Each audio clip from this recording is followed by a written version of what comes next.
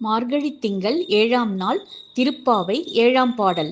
கீசு கீசு என்றெங்கும் ஆனை சாத்தான் கலந்து பேசின பேச்சரவம் கேட்டிலையோ பேய்ப்பெண்ணே.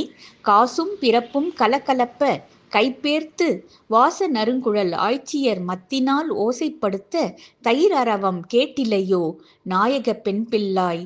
நாராயணன் மூர்த்தி கேசவனைப் பாடவும் நீ கேட்டே கிடத்தியோ தேசம் உடையாய் திரவேலோர் எம்பாவாய். விளக்கம். அட அறிவிலியே, ஆனைசாத்தன் என்ற வலிய குருவிகள் தங்கள் துணையுடன் உரத்த குரலில் கண்ணனின் புகழை பேசி பரிமாறிக் கொள்கின்றனவே, அது உனக்கு கேட்கவில்லையா? சரி, பக்கத்திலேயே தயிர் கடையப்படுகிறதே, அந்த அரவமும் மனமும் கூட உன் காதையும் நாசியையும் நெருங்கவில்லையா? அதிகாலையில் எழுந்து இவ்வாறு தம் கடமைகளில் ஈடுபட்டிருக்கும் அவர்களை நீ முன் உதாரணமாக எடுத்துக்கொள்ள வேண்டாமா?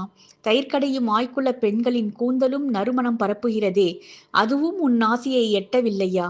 கண்ணன் மனதில் வரித்து அந்த சந்தோஷத்தில் மத்து கயிற்றை பற்றி வேக வேகமாக அவர்கள் இழுக்கும்போது அந்த அசைவில் அவர்கள் கழுத்தில் அணிந்துள்ள அச்சுத்தாலியும் ஆமைத்தாலியும் ஒன்றோடொன்று மோதி மங்கள ஒலி எழுப்புகின்றனவே, அதுவுமா உன் காதுகளை எட்டவில்லை?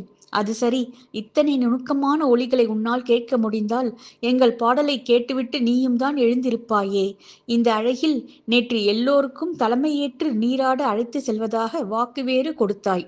நாங்கள் நாராயணனை பாடுவதைக் கேட்டும் தூக்கத்தை போர்வையோடு உதை போட்டு எழுந்து வர வேண்டாமா நீ?